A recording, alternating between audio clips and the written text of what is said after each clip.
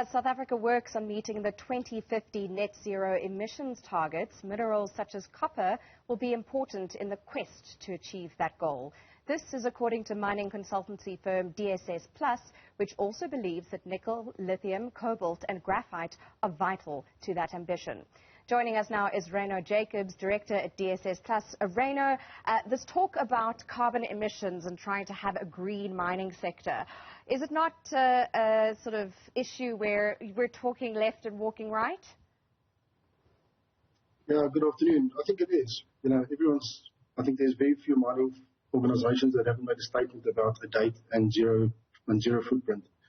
But I haven't seen a real strategy and a plan to execute it on. So I think you're probably right, unfortunately. And in terms of the mining sector, there's a lot of talk about green energy. We know that government has also procured certain sponsorships in order to drive towards zero emissions.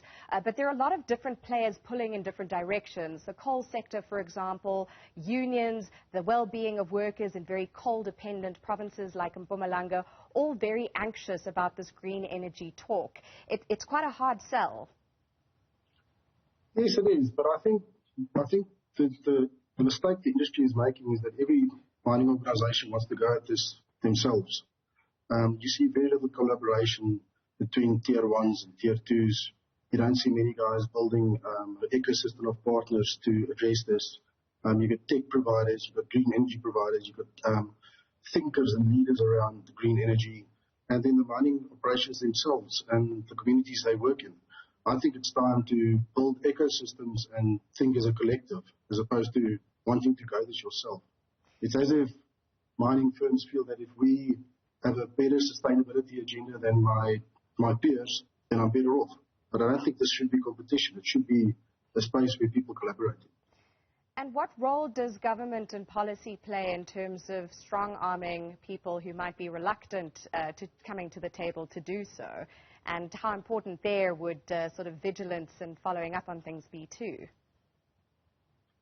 Yes, I think they do have their role. I don't think it's that important. I think mining organizations to step to the plate and take ownership themselves. It's okay to have a strategy and keep the board and the executives happy, but in my opinion, you have to operationalize the sustainability strategy as you would have to operationalize your budget every year and your safety strategy. It should be similar than those. And where does the community around mining sites fit into all of this? You speak particularly around copper and other metals that derive from it. What role do they have to play in this, and how are those voices incorporated into the conversation in a meaningful way? Well, I think communities play a massive role. That's where we source from communities, we get skills from communities. If you look at the pure definition of sustainability, it states that the social system you work in, the environmental system you work in, and the financial system you work in should be able to flourish indefinitely if you get your sustainable strategy on point. So communities play such an important point as a financing vehicle would, or a supply chain would. I think we've neglected it over many years in this country. I talk to mining executives that tell me that they thought the communities are fine, and overnight there's a massive issue and a massive strike, and they close the roads to mines. I think it's underplayed and not understood well enough. Communities as important as anything else. So moving into the mining Indaba, it is coming up. It speaks to a very important sector of the South African economy. How is this message received at industry events like that, in your experience? Oh, very strongly. This is a topic that's discussed indefinitely. We go to Indaba because we're mining guys. 99% of our work sits in the mining and metals industry.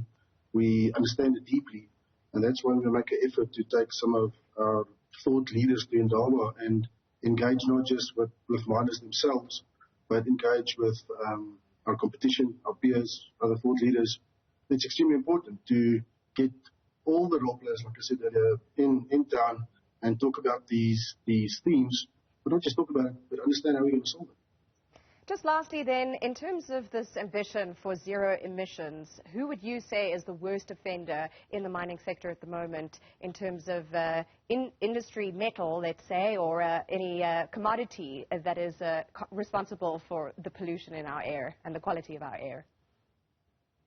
Well, I think we can drive around and see for yourself. I don't have the stats in front of me, but you can drive around the southeastern Gauteng area and you'll see what's going on.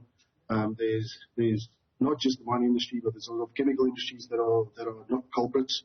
But I think it's an answer that I would rather not make a statement on. I suppose as someone who works in consulting, perhaps that is the diplomatic way out of that question. Rhyno Jacobs, thank you very much for your time from DSS Plus, one of the businesses heading to the mining Indaba later this year.